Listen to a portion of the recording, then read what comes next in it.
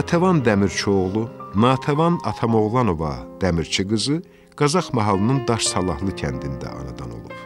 Doğma yurdunda orta təhsil alıb. 1984-89-cu illərdə Bakı Dövlət Universitetinin Jurnalistika fakültəsində oxuyub.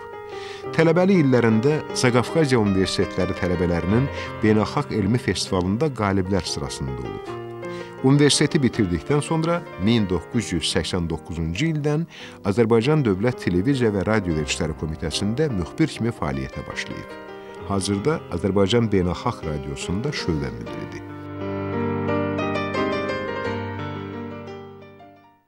Jurnalistika ictimai peşədir. Yazıçılıq isə fərdi sənətdir. Yazıçılıq daşıdığın ruhların, daşıdığın enerjinin elə bil daxili bir ehtiyacıdır. Elm inkişafdır. Pedaqoji fəaliyyət əslində borcdur. Aldıqlarının qaytarılması kimi bir borc.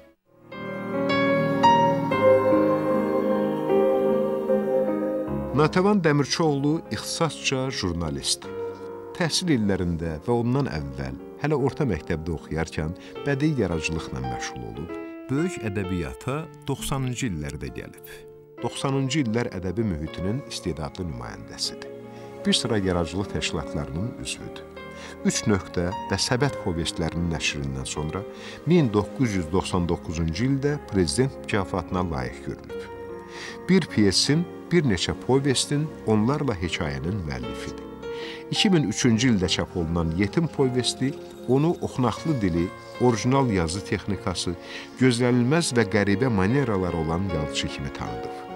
2004-cü ildə həmin əsər Azərbaycan Yazıçılar Birliyi Ədəbiyyat Fondunun Qılınc və Qələm mükafatına layiq görülüb.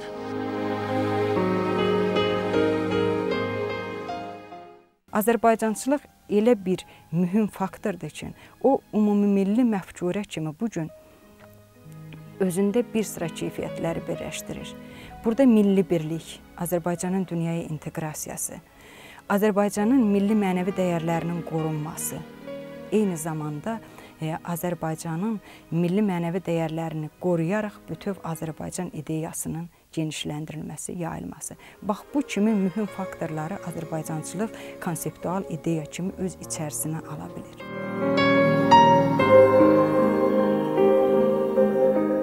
Povest və hekayələrdən ibarət nəşr olunan birinci kitabı mütəxəssislər tərəfindən 2000-ci ilin ədəbi hadisəsi kimi qiymətləndirilib. Kitaba müəllifin Yetim, Səbət, 3 nöqtə povestləri və Dözüm, Ave əfsanəsi, Kəlağayı adlı hekayələri daxildir.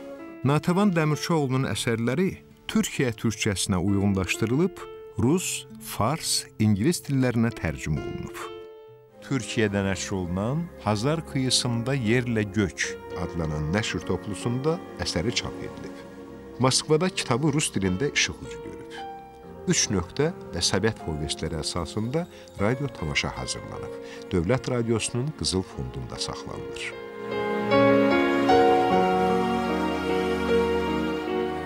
Natəvan istedadlı bir xanımdır. Müasir həyatı dərindən bilən, ictimai-siyasi prosesləri özünə məxsus məntiqlə dərk eləyən, hadisələrin təhlilini verməyi bacaran, özü də analitik bir şəkildə bacaran, günün, dövrün o ideoloji münaqişələrini nəinki yaxşı bilən, həm də o proseslərdə iştirak eləyən və çox güclü bir Azərbaycançılıq ruhunun daşıyıcısı olan bir yaradıcıdır. Natəvan Dəmirçioğlu elə bir mühitdə böyüyüb ki, zövqü, dünya görüşü elə bir məkanda formalaşıb ki, həmin məkanın səciyyəvi cəhəti sözlə yaşamaqdır. Nənəsi tut ağacının altında idi. Niyəsə səsi çıxmırdı. O biraz da girələndi. Gördü, yox, ona fikir verən yoxdur. İrəli gedib torbanı qoydu. Nənəsinin qımqımı səsini eşitdi. Qarı hərdən əlinin dalı ilə gözlərini silir, yavaşca burnunu çəkirdi. Nənəsi oxuyanda elə həzin, elə kövrək oxuyurdu ki, adamın ağlamağı gəlirdi. Amma o ağlaya bilmirdi. Yalandan birtəhər gözlərini nəmləndirirdi. Bilirdi ki, nənəsi kimləri isə ağlayır. Demək, ona söylənmək olmayacaq. Amma sözün doğrusu, nənəsi ağlamaqdansa ona hisslənsə yaxşı idi. Çünki nənəsi ağlayanda, onun gözləri ağlaya bilməsə də, ürəyi ağlayırdı elə bir. Bir də nənəsi ağlayanda, ona elə gəlirdi ki, dünyada nənəsi ilə ikisi tək qalıb. Bu təklik qorxudurdu onu. Nənəsinin kiriməyi üçün özünü göstərməyi bəs idi. Niyə tək oynayırdın? Nənəsi soruşdu. Heç kəs yox idi, təkcə mən idim. Tək oynamaq ona heç vaxt çətin deyildi. Əksinə, o öz-özünə daha yaxşı oynayırdı. Öz əvəzinə də oynayırdı, qonşu uşağı cıqqınında.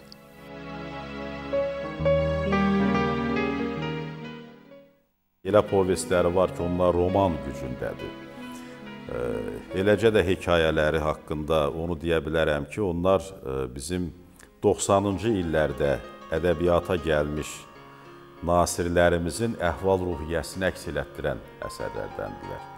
Yəni, elə əsərlərdir ki, bunlar 90-cı illərdə, 2000-ci illərdə, yəni bizim günlərdə artıq çox da unutmadığımız yaxın tarixdə insan taleləri, ictimai proseslər, mənəviyyat məsələləri, milli ruh, bax bu istiqamətləri kifayət qədər dərindən təhlil edən əsərlərdir və burada müəllifin öz obrazı görünür.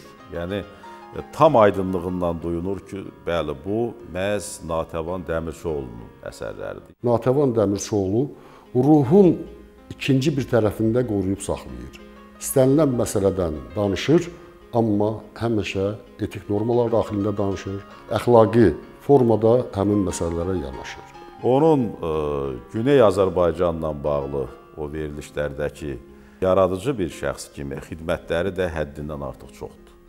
Deyim ki, artıq uzun illərdir ki, o bu sahədə həqiqətən belə fəxr olunacaq bir şəkildə çalışır, işləyir. Özünə məxsus hətta belə deyim ki, bir məktəb, bir üslub da yaradıb.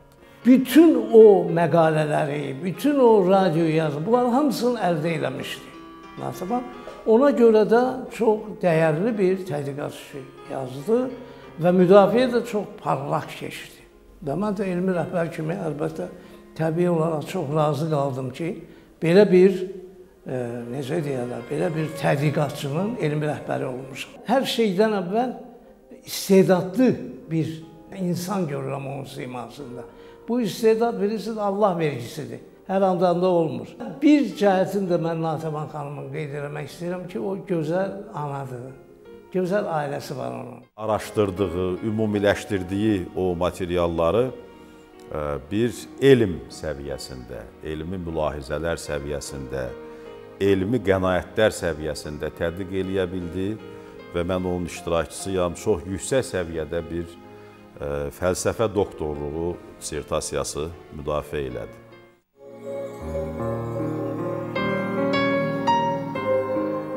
Natəvan xanım bədii yaradıcılıqla bərabər elmi yaradıcılıqla da məşğuldur. Güney Azərbaycanda milli mədəniyyətin inkişafında Azərbaycan Beynəlxalq Radiosunun rolu adlı dissertasiya müdafiə edib. Filologiya üzrə fəlsəfə doktorudur. Elmə, ürfana gedən yol kitabdan, kitabxanadan keçir. Odur ki, kitablarla, oxu zalları ilə dostluğu tələbəlikdən başlayıb Natəvan Dəmirçioğlu'nun.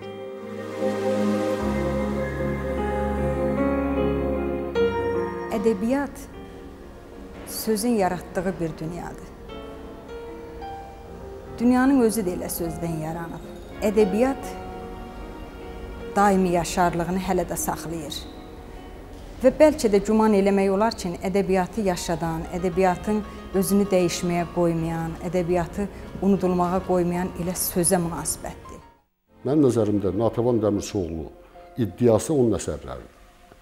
Ondan kənara çıxmır. Yəni, Natəvan Dəmirçioğlu həyatda da, ədəbiyyatda da yerini bilən bir adamdır. Yerini bilən bir yazıçıdır. Ondan yuxarı, ondan ucada dayanmaq cəhdi artıq yaxşı olmayan mənada iddialıqdır. Natiqvan Dəmirçioğlu'da bu iddialıq yoxdur. Həmişə öz yerindədir və öz yerində olduğuna görə də bir daxili qürur hissi ilə yaşayan qələm sahibi. Ədəbiyyat dediyiniz əslində sözdür. Yalnız söz. Ədəbiyyatda biz canlı obrazı bəyənirik. Ədəbiyyatda mükəmməl sujeti tərcih edirik. Ədəbiyyatda biz çox zəngin və hər tərəfli bir kompozisiya quruluşuna heyran oluruq. Biz ədəbiyyatda milli və bəşəri ideyaların qoyulmasını bəyənirik. Eyni zamanda biz ədəbiyyatda təfəkkürə əsaslanan təhkiyəni dəyərləndiririk.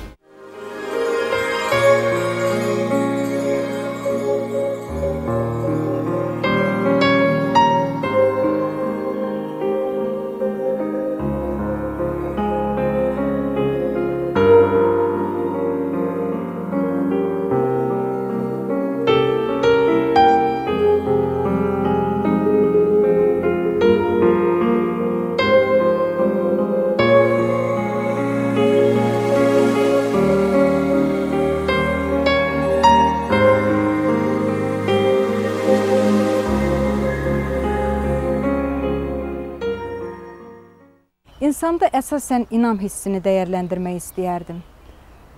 İnsanın həyatında sevinç də ola bilər, kədər də ola bilər, sağlıq durumu yaxşı da olar, pis də olar. Amma ən əsası odur ki, bütün anlarda insan inamlı olsun, özünə inamlı olsun, dünyasına inamı olsun, tanrısına inamı olsun, ətrafındakı insanlara inamı olsun. İnam çox böyük duyğudur. Bizdən asılı olanı mənə elə gəlir ki, ən böyük keyfiyyət, ən böyük dəyər məhz inamdır. Mənim həyatımda minnətdar olduğum çox insanlar var. Valideynlərimə minnətdaram, ailə üzvlərimə minnətdaram. Və mən bugün Ulu Öndər Heydər Əliyevi xatırlamaq istəyirəm. Hələ 1999-cu ildə mən ilk dəfə ümummilli liderin imzası ilə mənim adım qəzetdə dərc olunanda, prezident təqaüdü alanda, bu mənim həyatımda çox şeyi dəyişdi. Yəni bu mənə həm maddi dəstək oldu, eyni zamanda bu bir mənəvi stimul oldu. Nə yaxşı ki, mən 2010-cu ildə də Azərbaycanın prezidenti cənab İlham Əliyevin imzasıyla yenidən prezident təqaüdü aldım. Həm ölkəmizdə, həm xarici siyasət aləmində praqmatik düşüncəli siyasətçi kimi, islahatçı prezident kimi tanınan İlham Əliyevin mənə bu diqqəti, bu qayğısı əlbəttə yenə həyatımın davamında sanki mənim dəstəyimdir.